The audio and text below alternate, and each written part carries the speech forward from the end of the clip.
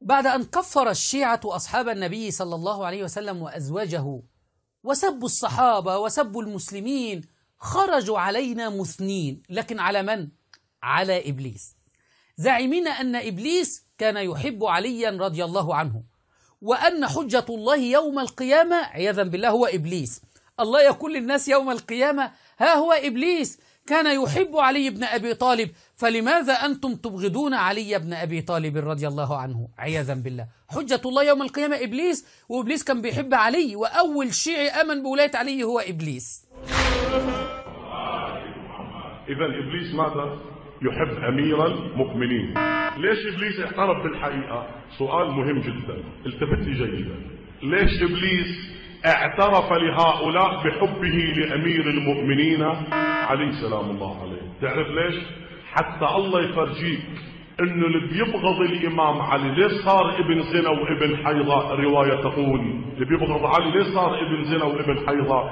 لان حتى يقول لك الله عز وجل يا اعمى القلب والروح اذا كان ابليس بحب علي ليش انت بتبغض علي بن ابي طالب؟ اسمع، هاي وحدة. اثنين، حتى الله يوم القيامة يحتج على الخلائق، ما كنتوا تحبوا علي بن ابي طالب، كنتم تكرهون علي، تبغضون علي، ماذا فعل علي لكم؟ هذا إبليس العدو الأول يعترف بحب علي، وأنتم أقررتم ببغضكم لأمير المؤمنين.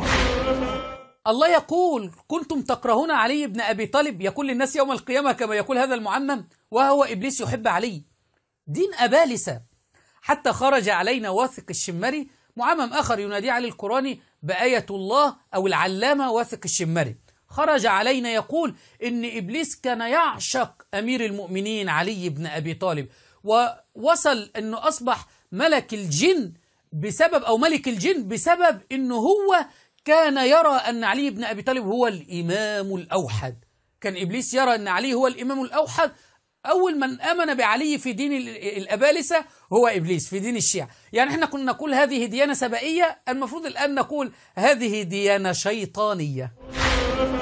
إبليس أخوتي الكرام أصلا ما كان وصل إلى مقام ملك الجن في السماء.